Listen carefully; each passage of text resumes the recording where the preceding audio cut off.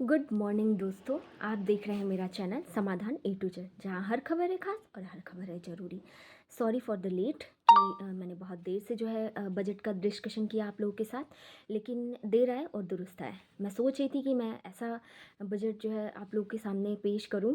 खैर मैंने नहीं किया है वित्त मंत्री निर्मला सीतारमण जी ने किया है। मैं सोच रही थी कि मतलब आप लोग को ऐसा मैं डिस्कस करूं, ऐसा मैं बताऊं कि आप लोग को एकदम याद रहे, उसके बाद आपको कहीं भी देखने की ज़रूरत ना पड़े। तो चलिए ठीक है। अभी मैं बता रही हूँ थोड़ा सा बजट के बारे में बताऊँगी, आप बहुत ही ध्यान से सुनिएगा। तो चलिए ठीक है। 2025-26 की बात की जा रही है, ये जो बजट आया है। तो बजट शब्द जो है हमारे संविधान में कहीं भी बजट शब्द की बात नहीं की गई है। वार्षिक वित्तीय विवरण की बात की जाती है। ठीक है, ये तो आप लोगों को पता ही होगा। अब देखिए, जो सबसे इम्पॉर्टेंट चीज़ है वो मैं बता रही हूँ कि सरकार जो है जो बहुत बड़ा बदलाव की है या फिर करेगी। तो सरकार जो है वो प्रत्यक्ष कर के कानून में वो सुधार लाने की बात कर रही है। सरकार का ऐसा कहना है कि वो जो डायरेक्ट टैक्सेस हैं उसमें कुछ जो है कुछ कानूनों में वो सुधार करेगी। आपको बता दें कि 1993 के बाद से डायरेक्ट टैक्स में कोई परिवर्तन नहीं किया गया है, कोई बदलाव नहीं, मतलब कि उसके कानून में कोई बदलाव नहीं किया गया है। तो ये बात जो है वो सरकार कर रही है। 1-2 हफ्ते में आप लोग को सुनने में आ जाएगा सरकार जो है नए बदलाव क्या ले आ रही है प्रत्यक्ष करों में। तो ये रही बात प्रत्यक्ष कर से संबंधित। आने वाले 10 दिनों में प्रत्यक्ष कर सुधार कानून आ जाएगा, ऐसा वित्त मंत्री निर्मला सीतारमण जी ने कहा था। अब हम बजट के बारे में कुछ आप लोग को हिस्ट्री बताते हैं कि पहले क्या होता था कि पहले बजट जो है वो शाम में पेश होता था, मतलब शाम के समय में बजट जो है वो आता था। लेकिन अटल जी की जब सरकार आई तो अटल जी के समय से ये जो बजट है वो सुबह से पेश करने की बात की गई। और पहले बजट जो आता था ना वो फरवरी के लास्ट में आता था। फिर जब हमारी तो जैसा कि मैंने बताया कि पहले जो बजट आता था वो फरवरी के लास्ट में आता था, लेकिन जब से प्रधानमंत्री मोदी जी की सरकार आई तो उनके द्वारा जो है वो बजट के तिथि में परिवर्तन किया गया। और उनके द्वारा कहा गया कि 1 फरवरी को जो है बजट पेश करने की बात जो है वो की जाएगी। आप लोग को पता ही है कि जो है अगर बजट जो है फरवरी के लास्ट में आता है तो जो है पैसों के एलोकेशन में थोड़ी समस्या आती है। आप लोगों ने पॉलिटी में पढ़ा होगा। इसको ही सरल बनाने के लिए 1 फरवरी से ही इसको पेश किया जाने लगा है। और आपको हम बता दें इस बार का जो बजट पेश हुआ है वो शनिवार था, उस दिन शनिवार को पेश हुआ है। और आपको हम बता दें कि जो शेयर मार्केट होता है वो शुक्रवार तक ही खुला होता है, लेकिन बजट पेश होने के कारण शेयर मार्केट को शनिवार को भी ओपन रखा गया था। ठीक है, जैसा कि आपको पता है शनिवार रविवार को शेयर मार्केट जो है वो बंद रहता है। और हम आपको बता दें कि ये जो सत्र चल रहा है वो बजट सत्र चल रहा है। और सरकार की ये जो नीति है बजट जो पेश करने की जो है, इसको हम कह सकते हैं कि राजकोषीय नीति के अंतर्गत ये बात जो है की जाती है। वर्तमान वर्ष कौन सा चल रहा है? 2025-26। तो बजट जो है वो आया है 25-26 का। आपको हम बता दें कि जो बजट पेश किया जाता है उसमें 3 वर्षों का आंकड़ा रखा जाता है। जी हाँ, तो हम आपको बता रहे थे कि जो बजट पेश किया जाता है इसमें तीन आंकड़े पेश किए जाते हैं। देखिए, एक तो जो है बजट जो आने वाला है वो, जैसे ये 25-26 के बजट की बात हो रही है, उसके पहले का 24-25 की बात, और उसके पहले का 23-24, ये 3 वर्षों के आंकड़े जो है वो पेश किए जाते हैं। तो याद रखिएगा, एक तो जो जिस वर्ष में पेश किया जाता है, जैसे 25-26 का हो गया, उसके बाद पिछला 24-25 का हो गया, उसके बाद 23-24 का। तो ये 3 वर्षों के आंकड़े जो है वो आप मतलब बजट में पेश किए जाते हैं। आप इस बिंदु को ध्यान से याद रखिएगा। हमारे काम का जो बिंदु है, और हम आम आदमी के बात की बात करें, क्योंकि हमारे काम का जो होगा वही हमें समझ में आएगा बजट में। तो ये चीज़ें हम आपको डिस्कस करेंगे। उससे पहले हम एक और इम्पॉर्टेंट चीज़ बता दें कि जो निर्मला सीतारमण जी हैं उन्होंने सबसे अधिक बजट पेश करने का रिकॉर्ड तोड़ दिया है। जी हाँ, आपने सही सुना कि सबसे अधिक बार जो है बजट पेश किया है वो निर्मला सीतारमण जी ने किया है। ठीक है, अब देखिए, ये जो बजट जो है आया है उस पे 3 चीज़ों की बात की गई है, 3 चीज़ों की चर्चा की गई है। देखिए, एग्ज़ाम्स में ऐसे ही पूछते हैं। तो 3 कौन-कौन सी चीज़ें हैं? तो सबसे पहला है the fuel reform. The fuel reform, एकदम ध्यान से देखिएगा और यहीं याद करके जाइएगा, ये नहीं कि बाद में याद करें। द फ्यूल रिफॉर्म मतलब कहने का क्या है कि सरकार जो है वो हरित ऊर्जा का लक्ष्य रखी है, ज़्यादा से ज़्यादा ग्रीन एनर्जी की वो बात कर रही है। तो पहला हो गया द फ्यूल रिफॉर्म। दूसरा क्या है, गाइडिंग स्पिरिट की बात की गई है, गाइडिंग स्पिरिट, ठीक है। समावेशन, समावेशन की बात की गई है, जिसमें हम कहते हैं सबका साथ और सबका विकास। सबका साथ और सबका विकास का हम क्या बात करें, हम जो ये बात कर रहे हैं समावेशन, तो समावेशन मतलब अगर हम देखें तो होता क्या है, ऐसी चीज़ें हैं इसमें कि जिसकी तरक्की नहीं हुई है उसको भी शामिल करना, सबका साथ सबका विकास। तो पहला पॉइंट हमने क्या बताया, ठीक है दोस्तों। तो पहला मैंने क्या बताया, द फ्यूल रिफॉर्म्स। दूसरा चीज़ समावेशन की बात की गई है, और तीसरी चीज़ जो है वो डेस्टिनेशन की बात की गई है। डेस्टिनेशन की बात की गई है दोस्तों। डेस्टिनेशन के बारे में तो हम स्टूडेंट के बारे से अच्छा कोई नहीं जान सकता। तो डेस्टिनेशन में क्या है, हमने विकसित भारत की संकल्पना रखी है, 2047 तक भारत को जो है वो विकसित भारत रखना है। एक बार फिर से मेरे साथ याद करिए, 3 बिंदुओं की चर्चा की गई है, जिसमें पहला बिंदु जो है वो द फ्यूल रिफॉर्म, हरित ऊर्जा की बात की गई है। दूसरा समावेशन की बात की गई है, और तीसरा जो है वो डेस्टिनेशन, मतलब हमको विकसित भारत बनाना है। तो ये 3 पॉइंट ये रहे। अब ये 3 पॉइंट तो हमने बता दिए, लेकिन इसको अचीव करने के लिए तो किसी न किसी माध्यम की तो ज़रूरत होगी। तो यहाँ पे जो है वो 4 इंजन की बात की गई है, 3 गोल है और 4 इंजन की बात की गई है, ठीक है। देखिए, सबसे पहला एग्रीकल्चर पे फोकस दिया गया है, ठीक है। एग्रीकल्चर की बात की गई है, और जो है एग्रीकल्चर में एग्रीकल्चर जो है आपको पता ही है कि सबसे ज़्यादा रोजगार जो वो देता है वो एग्रीकल्चर देता है। उसके बाद इसका जो योगदान है वो जीडीपी में 15% है। और आपको बता दें दूसरे नंबर पे जो है वो वस्त्र उद्योग जो है वो ज़्यादा लोगों को रोजगार देता है। तो पहली चीज़ हो गई एग्रीकल्चर। और दूसरा सेक्टर जो है वो एमएसएमई की बात की गई है। एमएसएमई के बारे में आपको पता ही है कि medium small micro small medium enterprises के बारे में बात की गई है, जो ये भी अच्छी खासी जो है वो रोज़गार की अपॉर्चुनिटी है इस क्षेत्र में। और तीसरी बात जो की गई है वो इन्वेस्टमेंट की बात की गई है, निवेश में निजी निवेश और विदेशी निवेश दोनों की बात की गई है। अब जो इंश्योरेंस में जो निवेश किया जाता था उसको 100% कर दिया गया है, ठीक है। जो इंश्योरेंस की बात की जाती थी वो 100% कर दी गई है। और चौथी और सबसे बड़ी पॉइंट, जो चौथा सबसे बड़ा पॉइंट जो है वो निर्यात की बात की गई है। जी हाँ, निर्यात के जो है निर्यात के तरफ जो है सरकार का ज़्यादा बढ़ावा रहा है। आपको पता है कि चाइना पूरे वर्ल्ड में, तो आपको पता ही है कि चाइना जो है वर्ल्ड में निर्यात में अग्रसर है, और भारत जो है वो सोच रहा है कि क्यों ना वो भी मैन्युफैक्चरिंग हब बने, और हम भी जो है मतलब निर्यात में बहुत अच्छा जो है परफॉर्मेंस हम अपना बनाएं। तो हमने 4 चीज़ें क्या बताई, पहले तो हमने 3 चीज़ें बताई थी जिसको हमें अचीव करना था, और 4 चीज़ें जो है वो इंजन बताए थे। सबसे पहला मैंने बताया था एग्रीकल्चर, उसके बाद मैंने बताया था एमएसएमई, उसके बाद मैंने बताया था इन्वेस्टमेंट, और उसके बाद चौथी जो चीज़ थी वो थी निर्यात थी। तो मुझे उम्मीद है कि ये चारों पॉइंट आप लोग को याद हो गया होगा। निर्यात के बारे में अगर कुछ हम और बातें करें तो खिलौनों में भारत जो है वो दुनिया का हब बनना चाहता है, कि और बजट में निर्यात बढ़ाने के लिए छूट भी दी गई है, ठीक है। एक एक और चीज़ हम बता रहे हैं कि इस बजट में एक शब्द का उल्लेख किया गया है जो कि बहुत इंपॉर्टेंट है, ज्ञान शब्द का, GYAN, ज्ञान शब्द का। काफ़ी अच्छा लगा मुझे ये शब्द ज्ञान। ज्ञान में अगर हम देखें तो G फॉर हो गया गरीब, Y फॉर हो गया युवा, A फॉर हो गया एग्रीकल्चर, और N फॉर हो गया नारी।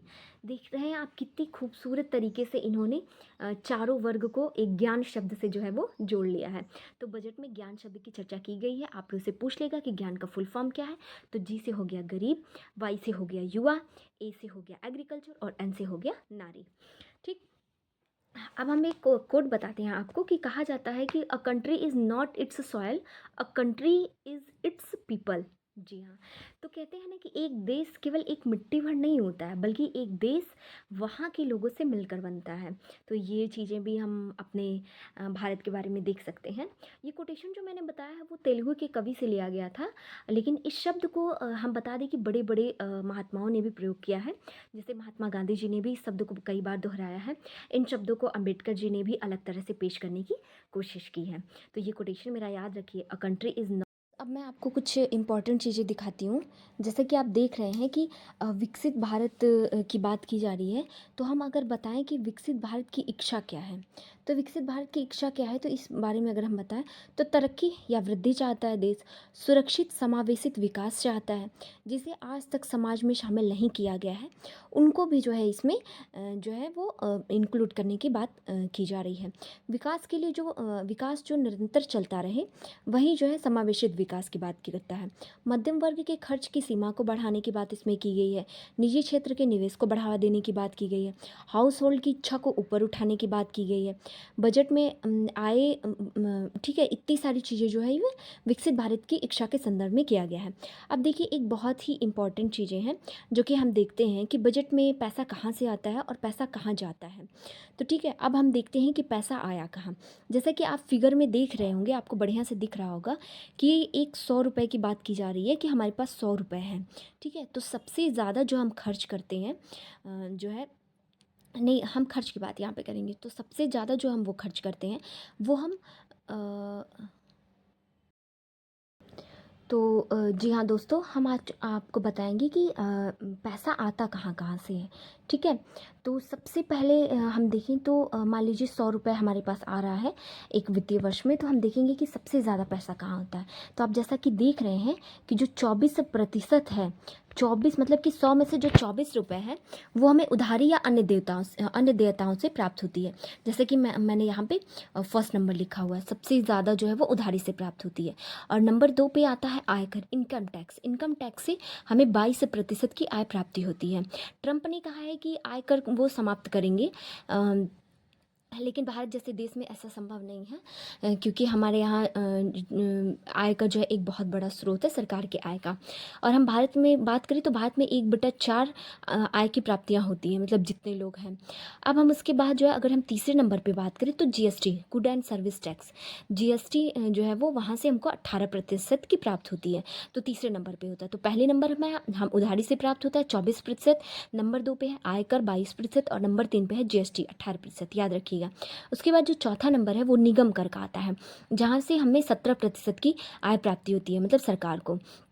ठीक है, प्रत्यक्ष कर, अगर हम प्रत्यक्ष कर की बात करें तो ये 39% तक जो है प्राप्त होता है। इसमें सुधार की बात की गई है क्योंकि बहुत कम लोग जो है वो टैक्स देते हैं। ठीक है, अब हम उसके बाद अगर हम बात करें अप्रत्यक्ष कर में, तो देखिए अप्रत्यक्ष कर की बात करें तो जीएसटी जो है 18% तो मिलता ही है। कस्टम ड्यूटी से हमें 4% की प्राप्ति होती है, और यूनियन एक्साइज ड्यूटी से भी हमें जो है वो 5% की प्राप्ति होती है। और जो है 9% कहें या 9 रुपये की जो प्राप्ति होती है वो नॉन टैक्स रिसिप्ट से गवर्नर को प्राप्त होती है। जैसे सरकार जो सुविधाएं देती है उस पर सरचार्ज लगता है। जैसे पोस्ट ऑफिस से हम लिफाफा लेते हैं, जैसे पेनाल्टी हो गई, हेलमेट हमने नहीं पहना तो उसके लिए पेनाल्टी कट गई, तो ये जो 9 रुपये सरकार को प्राप्त होते हैं वो यहाँ से नॉन टैक्स रिसिप्ट से प्राप्त होते हैं। ठीक है, और 1% जो है वो बिना कर्जे वाली प्राप्ति से, नॉन डेट कैपिटल रिसिप्ट से सरकार को जो है वो प्राप्ति होती है। ठीक है, तो इतनी सारी चीज़ें जो है हमने देख लिया कि सरकार को प्राप्त होती है। तो अगर हम अप्रत्यक्ष कर की बात करें तो अगर अप्रत्यक्ष कर की देखें तो 18% हो गया जीएसटी से, और कस्टम से हो गया 4%, और यूनियन एक्साइज ड्यूटी से हो गया 5%। कुल देखें तो 27% का योगदान जो है वो अप्रत्यक्ष कर से होता है। तो बस 3 चीज़ें याद रखिएगा मुख्य मुख्य, कि सबसे ज़्यादा उधारी से हमको प्राप्त होता है 24 रुपये, उसके बाद हमको इनकम टैक्स से प्राप्त होता है 22 रुपये, और उसके बाद से हमको जीएसटी से प्राप्त होता है, और उसके बाद हमको होता है निगम कर से। ये याद रखिएगा, आयकर निगम कर जो है ये बहुत कन्फ्यूजन करता है। तो इस बार जो है चौथे पे है निगम कर। अब आइए हम देखते हैं कि पैसा गया कहाँ, मतलब पैसा हम सरकार पैसा खर्च कैसे करती है। तो देखिए, सबसे ज़्यादा जो पैसा सरकार खर्च करती है वो राज्यों को करती है। 22% अनुदान जो दिया जाता है वित्त आयोग के द्वारा, जो सुझाव के अनुसार दिया जाता है। और दूसरी नंबर पे जो है हम सरकार जो है जो कर्ज लेती है उसका जो ब्याज देती है वो 20%, बहुत बड़ा अमाउंट है। ये केवल वर्तमान सरकार का ही नहीं होता है, पिछली सरकार का भी जो होता है वो इसमें जुड़ते जाता है। और तीसरी जो चीज़ है वो केंद्र की योजनाओं पर खर्च 16%, जिसमें 100% केंद्र सरकार खर्च करती है। आपको बता दें कि सेंट्रल स्कीम जो होती है उसमें सरकार 100% जो है वो खर्च करती है। तो केंद्र की योजनाओं पर खर्च कितना होता है? 16% होता है। अब हम आते हैं चौथे नंबर पे। तो चौथे नंबर पे हम बात करें तो 8% की जो है वो 4 जगह पे सरकार ने खर्च किया है। जैसे देखिए, सेना पे भी 8%, 8 रुपये खर्च कर रही है। वित्त आयोग भी 8 रुपये जो है आवंटित कर रहा है। केंद्र प्रायोजित योजनाएं जैसे जिसको जो है केंद्र और राज्य दोनों मिलकर पूरा करते हैं, उसमें जो है उस 8% जो है वो दे रही है सरकार, खर्च कर रही है। केंद्र प्रायोजित योजना का मतलब ये है कि जैसे देखिए 75% जो है वो सरकार दे दी और 25% जो है वो 75% राज्य सरकार दे दी और नहीं सॉरी 75% केंद्र सरकार दे दी और 25% जो है वो राज्य सरकार दे दी। सेंट्रली स्पॉन्सर्ड स्कीम हम इसको कह सकते हैं। ठीक है। अब और जो चौथा नंबर इसमें हमने बताया डी पॉइंट, वो अन्य खर्चे जो सरकार के हैं वो भी जो है 8% हैं। अब देखिए जो 5वें नंबर पे आता है वो है सब्सिडी, जो कि 6% है। जैसे गैस हो गया, उर्वरक हो गया इत्यादि पे जो सरकार देती है, खर्च करती है, सब्सिडीज़ देती है, वो 6% है। तो मुझे उम्मीद है कि आप लोग को याद हो गया होगा। एक बार और मेरे साथ याद करिए, राज्यों को दिया गया कितना, जो सबसे ज़्यादा खर्च कहाँ देती है सरकार? तो राज्यों को जो देती है पैसा 22% हो गया। और जो है कर्जे पर कर्ज जो ली है और इसका जो इंटरेस्ट पे करती है उस पर हो गया 20%। नंबर 3 पे आता है केंद्र की योजनाएं, जिस पे 16% खर्च करती है। नंबर 4 पे 8%, 4 चीज़ें हैं जिसमें सेना पे हो गया 8%, वित्त आयोग पे हो गया 8%, केंद्र प्रायोजित योजना हो गई 8% और अन्य खर्चे हो गए 8%। और नंबर 5 पे आता है सब्सिडी। तो मुझे उम्मीद है कि आप लोग को ये डेटा याद हो चुका होगा। अब देखिए हम सरकारी बजट की बात कर रहे हैं, तो सरकारी बजट में मेनली होता क्या क्या है? तो एक होता है राजस्व बजट और एक होता है पूंजीगत बजट। तो राजस्व बजट में दो चीज़ें होती हैं, एक होती है राजस्व प्राप्तियां और एक होता है राजस्व व्यय। और पूंजीगत बजट में भी दो चीज़ें होती हैं, एक पूंजीगत प्राप्तियां होती हैं और एक होता है पूंजीगत व्यय होता है। तो राजस्व प्राप्तियां क्या होती हैं? जो नहीं, राजस्व प्राप्तियां क्या हो गई? जैसे मान लीजिए हम तो पढ़ने वाले लोग हैं, तो हमें घर से जो है पिताजी द्वारा पैसा जो है वो हर मंथ प्राप्त होता है। तो ये क्या हो गया? ये हो गई राजस्व प्राप्तियाँ। और हमारे जो प्रतिदिन के खर्चे हैं वो हो गए राजस्व व्यय। ठीक है। जैसे कि सरकार, तो अगर राजस्व व्यय के संदर्भ में अगर सरकार की बातें करें तो जैसे सरकार द्वारा सैलरी जो दी जाती है, जो रक्षा पे खर्च किया जाता है, जो सब्सिडी होती है, जो केंद्र की योजनाएं होती हैं, ये सब हो गया राजस्व व्यय सरकार का।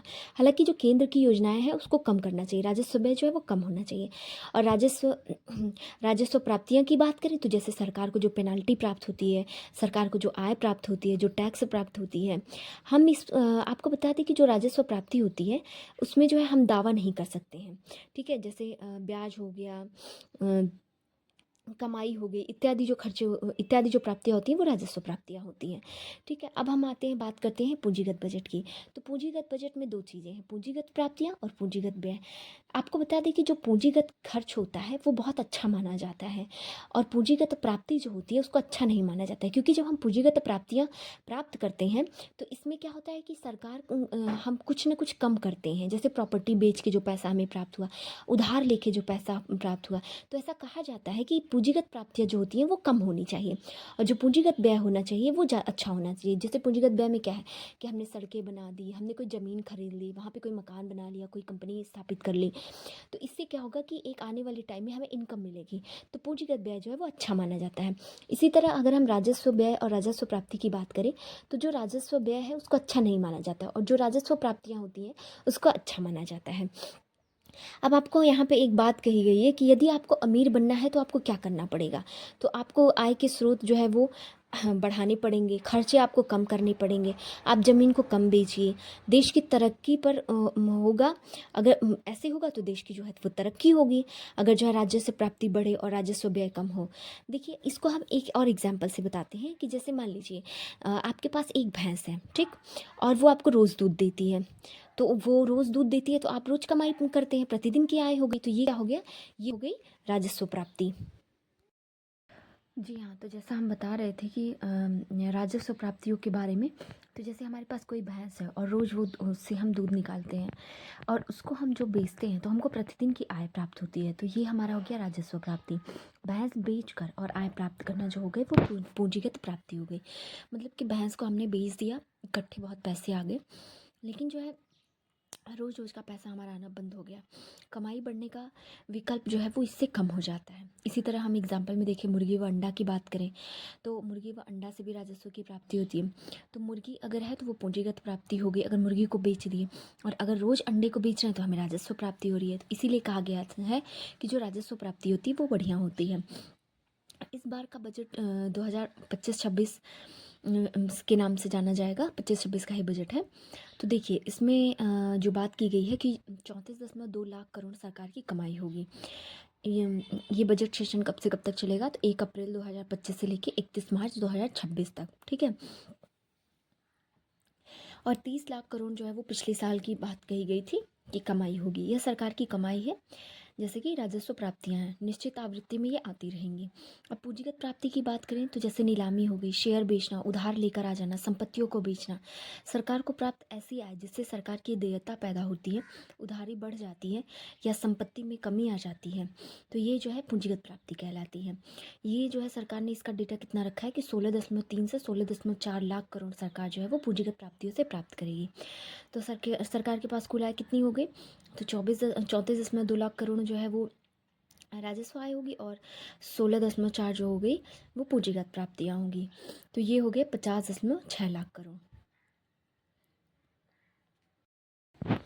पूंजीगत व्यय की बात करें तो ये भौतिक संपत्ति का सृजन होता है, और जैसे मशीनी उपकरण इत्यादि खरीदने से क्या होता है कि हमारी आय में जो है वृद्धि होती है। पूंजीगत व्यय की बात करें तो पहले 12.5 था, फिर 13.2, फिर 15.5। 2025-26 का जो है इसको जो है 15.5 लाख करोड़ प्राप्त करने की बात की गई है। अब हम आते हैं राजस्व व्यय। तो राजस्व व्यय जो है वो अच्छा नहीं माना जाता है।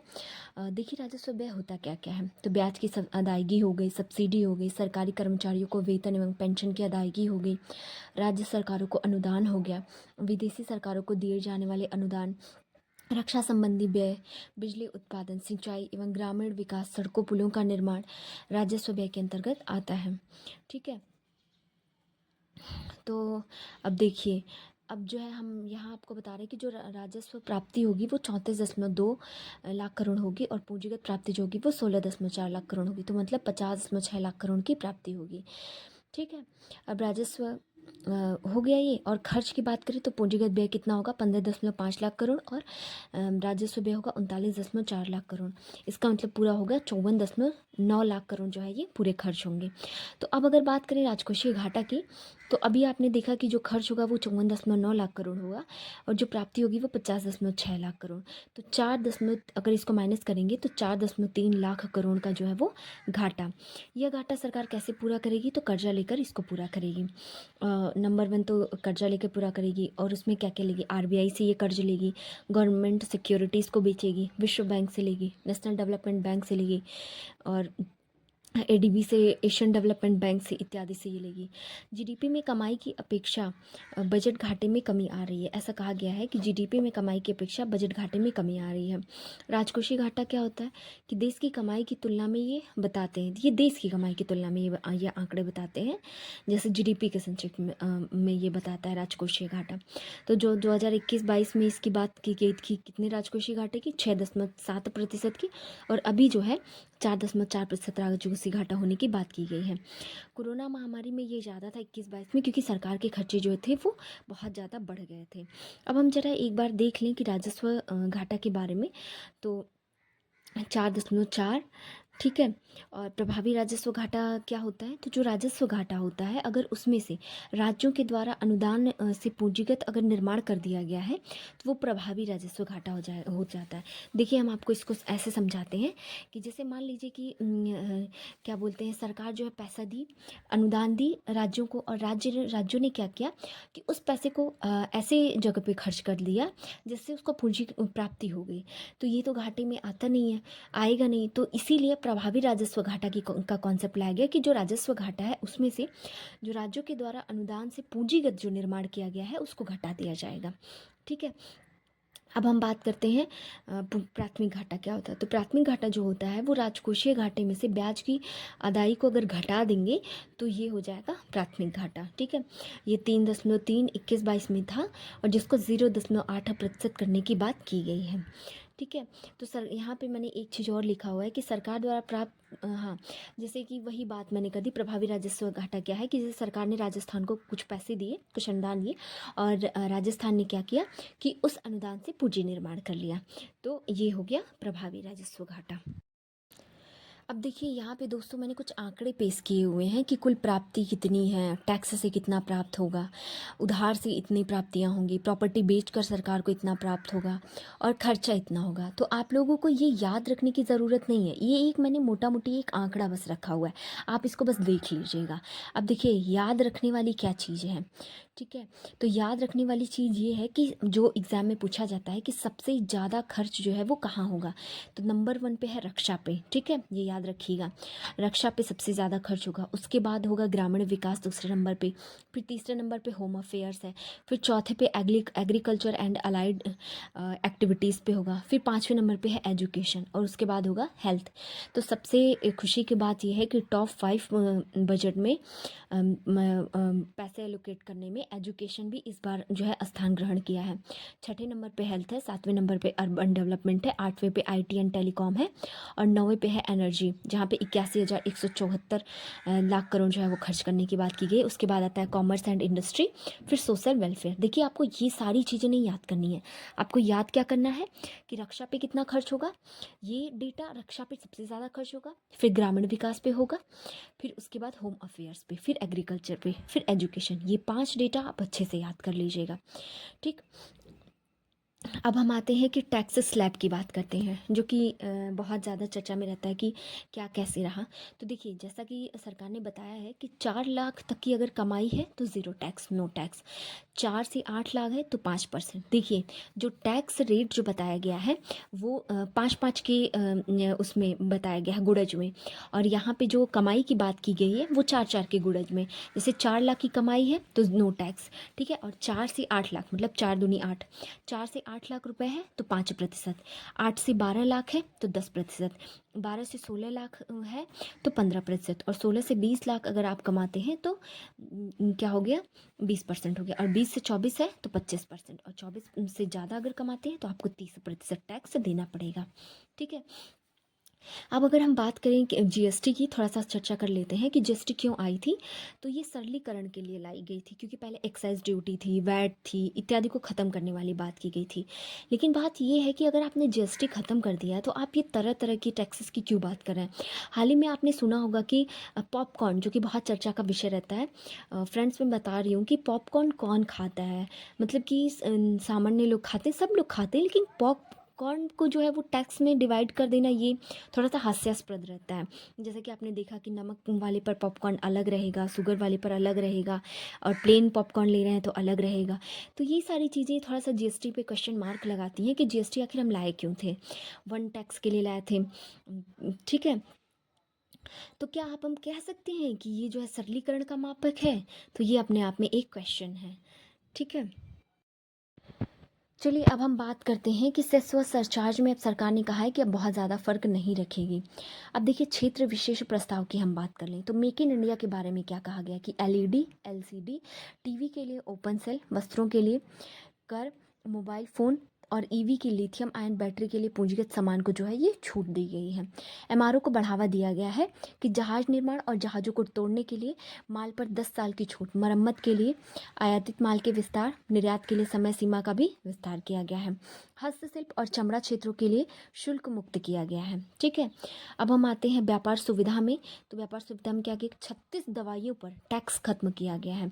इनमें कौन कौन सी हैं, जैसे विरली बीमारियां होती हैं, जो बहुत रेयर बीमारियां जो होती हैं, कैंसर हो गया, लंबे समय तक चलने वाली बीमारियां, ऐसी 36 इस प्रकार से जो दवाइयाँ आती हैं, तो 36 दवाइयों पर टैक्स खत्म किया गया है। 6 दवाई पर 5% ड्यूटी लिस्ट डाली गई है, ड्यूटी लिस्ट में डाली गई है। 37 मेडिसिन पर और 13 नए असिस्टेंट प्रोग्राम इस लिस्ट से हटा दिए गए हैं, ठीक है। ताकि जीवन जो है वो बचाया जा सके। अब देखिए, उड़ान योजना आपने सुना होगा, उड़े देश का आम नागरिक। ऐसा कहा गया था कि जो है जो लोग चप्पल तक के लोगों को हवाई यात्रा कराने की बात की गई थी, तो वो संशोधित उड़ान योजना की बात इस बजट में की गई है कि अगले 10 वर्ष में 10 नए गंतव्य जोड़े जाएंगे, 4 करोड़ यात्रियों को सेवा प्रदान की जाएगी। इस विस्तार को सहायता देने के लिए बिहार में ग्रीनफील्ड हवाई अड्डों की सुविधा प्रदान की जाएगी। नए ग्रीनफील्ड हवाई अड्डे बनेंगे।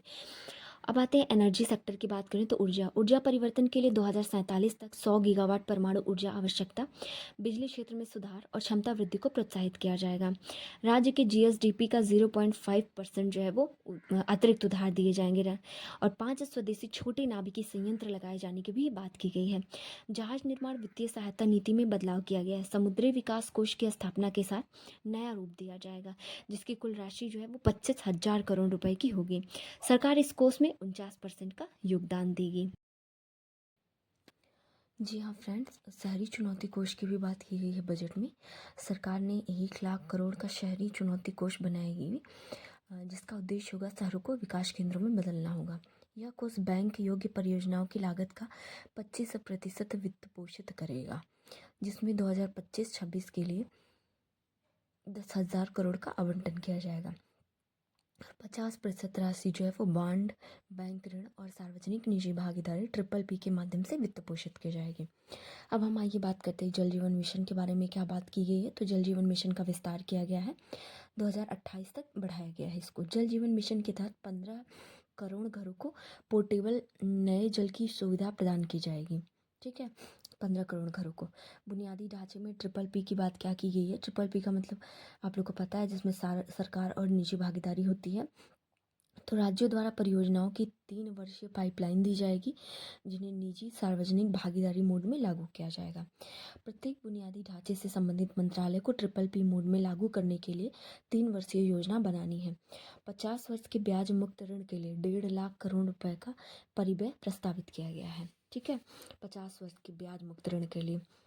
अब बात करते हैं कि गिग वर्कर्स के लिए क्या कहा है सरकार ने। तो पीएम स्वनिधि योजना को उच्च ऋण सीमा और 30,000 यूपीआई लिंक्ड क्रेडिट कार्ड की शुरुआत के साथ नया रूप दिया जाएगा। सरकार गिग वर्कर्स के लिए पहचान पत्र जारी करने और ई श्रम पोर्टल पर पंजीकरण की सुविधा भी प्रदान करेगी, जिससे लगभग 1 करोड़ श्रमिकों को बीमा कवरेज मिलेगा। कितने श्रमिकों को मिलेगा? 1 करोड़ श्रमिकों को। ये सब डेटा आप याद रखते जाइएगा धीरे धीरे, क्योंकि एग्जाम में पूछा जाता है। चिकित्सा शिक्षा का विस्तार। मेडिकल कॉलेजों में 10,000 अतिरिक्त सीटें जोड़ी जाएंगी। अगले 5 वर्षों में 75,000 सीटें और जोड़ने का लक्ष्य रखा गया है। वर्ष 2025-26 में 200 कैंसर केंद्र स्थापित किए जाएंगे। कितने कैंसर केंद्र? तो 200 कैंसर केंद्र स्थापित किए जाएंगे। अब आइए देखते हैं कि ये राष्ट्रीय उत्कृष्टता केंद्र की बात क्या की गई है। National centres of excellence. युवाओं को वैश्विक अवसरों के लिए आवश्यक कौशल से लैस करने के लिए कौशल विकास के लिए राष्ट्रीय उत्कृष्टता केंद्र स्थापित किए जाएंगे। वित्त मंत्री ने वैश्विक कौशल भागीदारी का भी वादा किया, ताकि भारत वैश्विक विनिर्माण में एक प्रमुख खिलाड़ी बन सके। देखिए, जैसे आईआईटीज थे, आईआईएम्स थे, और अब जो है वो एनसीई 5 एनसीई बनाने की बात की गई है, राष्ट्रीय उत्कृष्टता केंद्र। आपको बता दें कि 2015 के बाद स्थापित आईआईटी में बुनियादी ढांचे का विस्तार किया जाएगा, जिससे 5 आईआईटी में 6500 अतिरिक्त छात्रों को प्रवेश मिल सकेगा। शिक्षा में आर्टिफिशियल इंटेलिजेंस के लिए उत्कृष्टता केंद्र की स्थापना 500 करोड़ रुपए की लागत से की जाएगी। ठीक है, कितने? 500 करोड़ की लागत से की जाएगी। अटल टिंकरिंग प्रयोगशाला। अटल टिंकरिंग प्रयोगशाला की बात क्यों की जा रही है? तो युवा मन में वैज्ञानिक सोच को बढ़ावा देने के लिए 5 वर्षों में सरकारी स्कूलों में 50,000 अटल टिंकरिंग लैब स्थापित की जाएगी। सभी माध्यमिक विद्यालयों को ब्रॉडबैंड कनेक्टिविटी से भी जोड़ा जाएगा। अब हम आपको बताते हैं सक्षम आंगनबाड़ी और पोषण 2.0 की बात क्या की गई है। तो महिलाओं और बच्चों को पोषण से सशक्त बनाने के लिए इसकी बात की गई है। सक्षम आंगनबाड़ी और पोषण 2.0 कार्यक्रम को चलाया जाएगा। 8 करोड़ बच्चे, 1 करोड़ माताओं और 20 लाख किशोरियों को महत्वपूर्ण पोषण सहायता प्रदान करने पर इसमें बात की गई है। और सबसे ज़्यादा कुपोषित बच्चे जो हैं, अगर आंकड़े के हिसाब से बताएं तो वो भारत में है। आपको बता दें, इस योजना में दूध पिलाती हुई माताओं और बच्चों पर अधिक ध्यान दिया जाएगा। अब हम आते हैं विनिर्माण मिशन की बात करते हैं कि ये विनिर्माण मिशन क्या है। तो मेक इन इंडिया के पहल के तहत एक नया विनिर्माण मिशन व्यापक नीति, समर्थन और विस्तृत रूपरेखा के माध्यम से एमएसएमईज उद्योगों को सहायता मिलेगी। और सौर पीवी सेल, इलेक्ट्रोलाइजर और ग्रिड स्केल बैटरी के लिए एक पारिस्थितिकी तंत्र बनाने की भी बात की गई है। और इससे क्या होगा, तो अल्टीमेट देखें तो इससे मेक इन इंडिया को बढ़ावा मिलेगा। अब देखिए जो सबसे इम्पॉर्टेंट चीज़ है और इसको बहुत ध्यान से देखना है, तो एमएसएमई की परिभाषा में जो है वो बदलाव किया गया है। देखिए एमएसएमई जो है माइक्रो सूक्ष्म उद्योग जो है अब क्या बनाया गया है कि अगर आप 2.5 करोड़ तक निवेश करते हैं और 10 करोड़ का टर्नओवर होता है तो आप जो है वो सूक्ष्म उद्योग के अंतर्गत आएंगे। कितना, 2.5 करोड़ का आप निवेश करेंगे और 10 करोड़ का टर्नओवर होगा। आप लोग को समझ में नहीं आता होगा ना कि टर्नओवर क्या मतलब होता है। तो टर्नओवर का मतलब ये होता है कि कितना माल आपने बेचा है। तो अगर आपने 2.5 करोड़ तक का निवेश किया और 10 करोड़ तक का माल बेचा है तो आप माइक्रो के अंतर्गत आएंगे। अब आते हैं स्मॉल इंडस्ट्री किसे कहेंगे, तो 2.5 करोड़ से लेके 25 करोड़ तक का अगर आपने निवेश किया है और आपका जो टर्नओवर है वो 10 करोड़ से 100 करोड़ तक का है तो आप जो है वो स्मॉल इंडस्ट्री में आएंगे। और मध्यम उद्योग में है तो 25 करोड़ से 125 करोड़ का अगर आप निवेश करेंगे और 100 से 500 करोड़ का अगर टर्नओवर आप करते हैं, तो 100 से 500 करोड़ का माल बेचते हैं तो आप जो है मध्यम में आएंगे।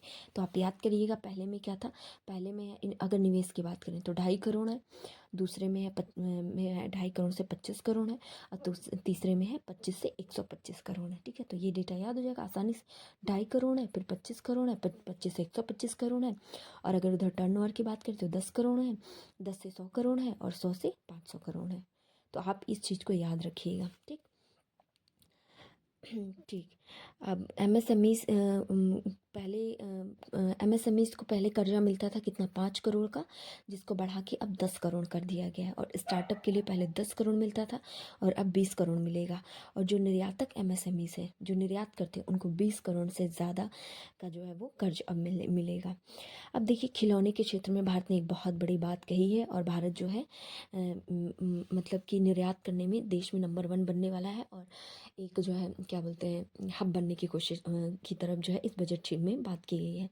तो टॉय क्षेत्र में सरकार का ध्यान ज़्यादा है, मेक इन इंडिया के तहत टॉय बनाने की बात की गई है। आपको बता दें कि भारत में लगभग 2 करोड़ बच्चे जन्म लेते हैं हर वर्ष।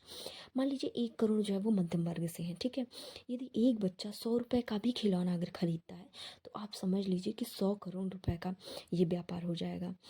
माना 7 से 8 वर्षों में 50-60 हज़ार खरीदा हो, मान लीजिए 5 से 6 हज़ार भी खरीदा हो, तो भी अगर 1 करोड़ परिवार के हिसाब से देखें तो बहुत बड़ा बचत हो जाता है भारत में। और आपको एक बहुत ही रोचक बात बता दें कि चीन जो है इतना ज़्यादा उसका व्यापार छाया हुआ है कि चीन के जो खिलौने हैं वो भारत में 67% हिस्से पर कब्जा कर चुके हैं। यदि सरकार सही से काम करे तो बहुत बड़ा मार्केट है भारत।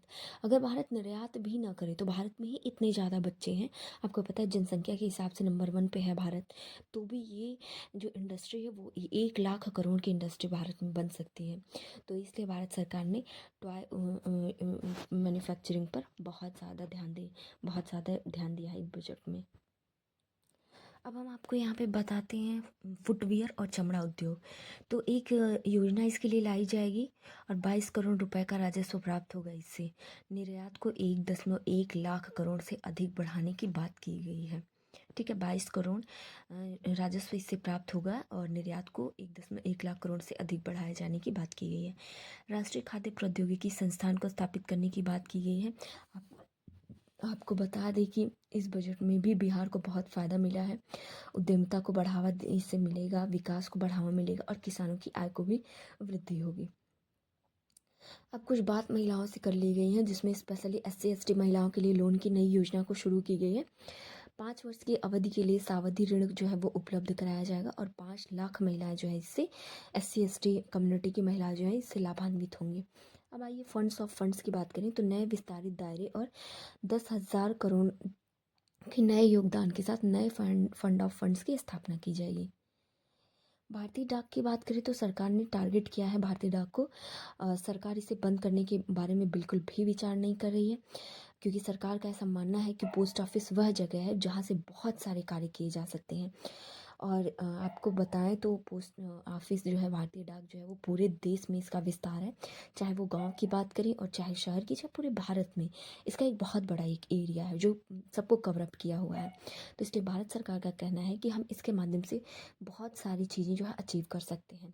तो जैसे सरकार की योजनाओं में क्या है कि अब भारतीय डाक को डिजिटल बनाएगी, वो डिजिटल सेवा देगा, ये बीमा भी बेचेंगे, डायरेक्ट बेनिफिट ट्रांसफ़र का भी ये लाभ देंगे, अकाउंट सर्विसेज का इसको केंद्र बनाया जाएगा, जो कि ग्रामीण अर्थव्यवस्था के लिए एक विस्तार का कार्य करेगा।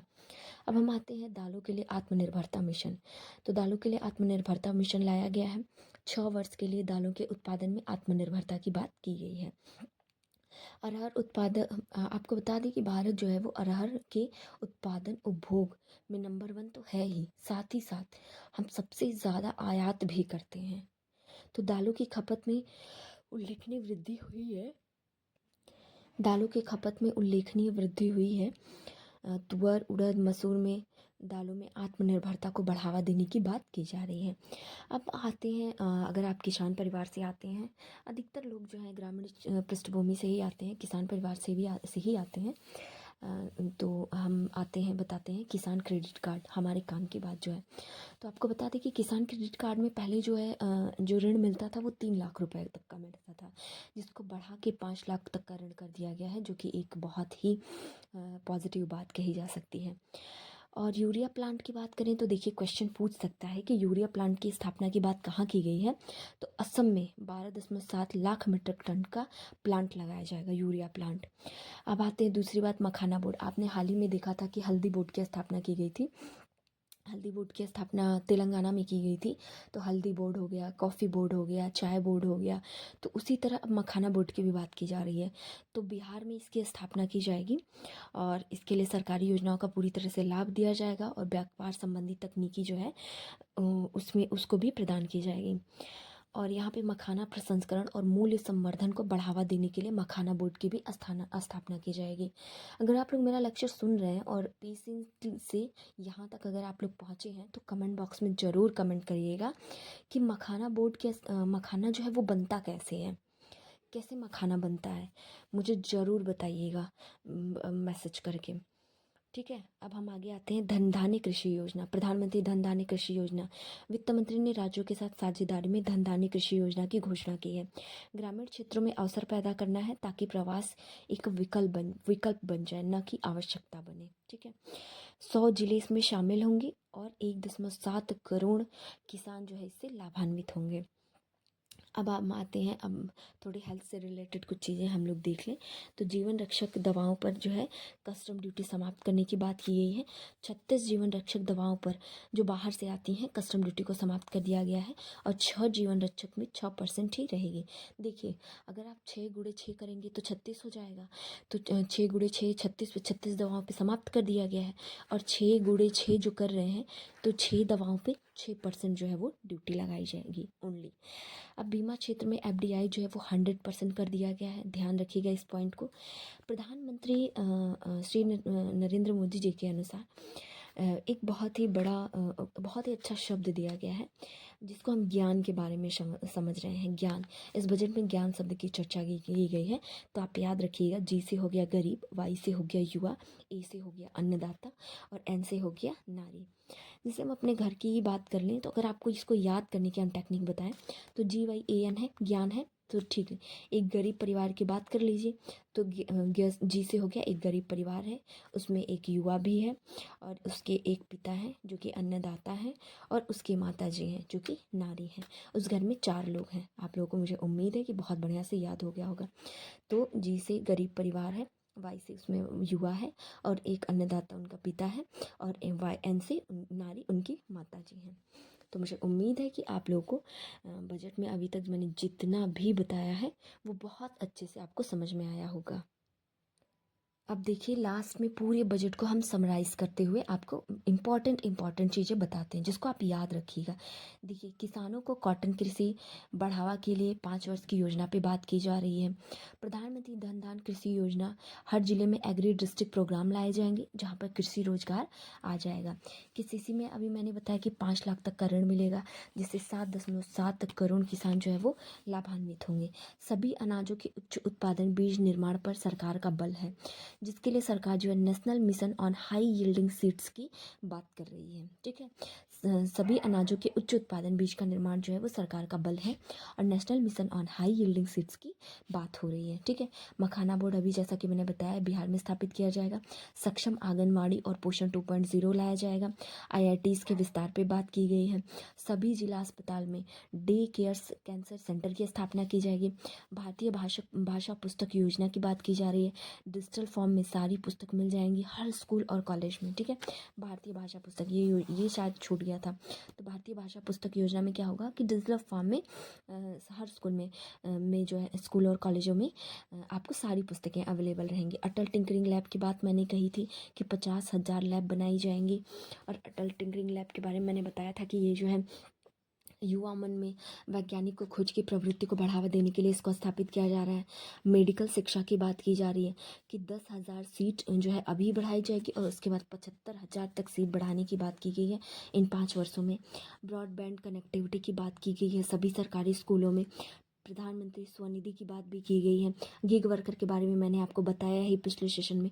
ज्ञान भारतम मिशन की भी इस बात की गई है और टॉय क्षेत्र में निर्यात को बढ़ावा देने की बात की गई है। तो ये पूरी रही एक बजट की पूरी वीडियो। फ्रेंड्स, मैं माफ़ी चाहती हूँ कि मैं बहुत देर में ये वीडियो लेकर आई हूँ, लेकिन मुझे उम्मीद है कि ये वीडियो आप लोगों के लिए बहुत हेल्पफुल होगी और मैं आशा भी करती हूँ कि आप जो है इसे बहुत अच्छे से कवर करिएगा और बहुत बढ़िया से आप जो है अपनी तैयारी को आगे ले जाइएगा। इतना ही, अगर यही वीडियो आप बार बार देखिएगा, 2 से 3 बार देखिएगा तो आपको पूरा डेटा याद हो जाएगा। इतना मैंने आसान तरीके से बताया है। तो चलिए ठीक है दोस्तों, नमस्कार। मिलते हैं। आप मेरी वीडियो को लाइक करिएगा, सब्सक्राइब करिएगा और अच्छा लगेगा तो अपने दोस्तों को भी शेयर करिएगा और कमेंट्स ज़रूर करिएगा, अच्छा लगे तो और ना लगे तो भी कमेंट्स करिएगा। ठीक है, धन्यवाद।